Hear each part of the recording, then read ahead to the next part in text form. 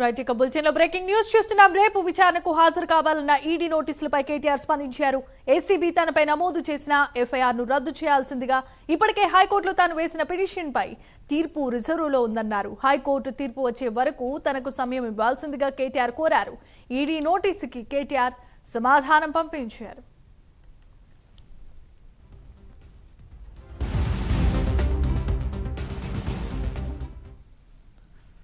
Right ఇక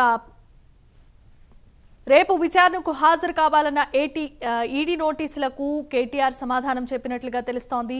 ఇప్పటికే హైకోర్టులో పిటిషన్ వేశారు కేటీఆర్. తీర్పు రిజర్వ్ చేసే వరకు కూడా కేటీఆర్ దీనిపై సమాధానం చెప్తానని చెప్పారు. ఇదే అంశానికి సంబంధించి మరిన్ని అప్డేట్స్ మా కరెస్పాండెంట్ కుమార్ అందిస్తారు. కుమార్, చెప్పండి. Thank you Jemimah.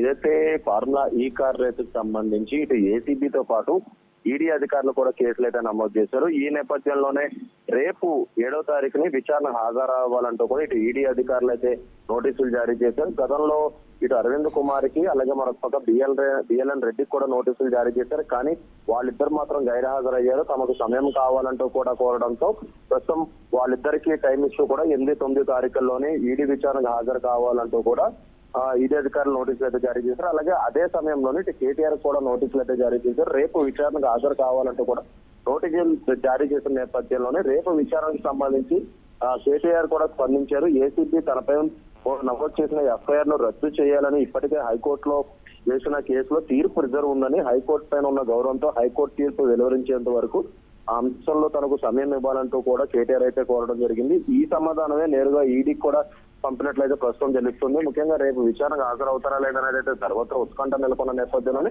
ఈ రోజు కొద్దిసేపటి క్రితం కేటీఆర్ ఈడీ అధికారులకు నోటీసులు ఏదైతే ఒక రిప్లై కూడా పంపించడం జరిగింది. ముఖ్యంగా తనకు సమయం కావాలని అలాగే హైకోర్టులో ఉన్న కేసు అంటే ఇంకా తీర్పు వెల్లడించలేదు కాబట్టి ఆ తీర్పు వెల్లడించే వరకు తనకు సమయం ఇవ్వాలంటూ కూడా ఇటు ఈడీ అధికారులు అయితే రిప్లై లెటర్ అయితే పంపించడం జరిగింది. ప్రస్తుతం దీనిపై ఈడీ అధికారులు అయితే ఎలాంటి స్పందిస్తారైతే మనం వేచి చూడాల్సి ఉంది.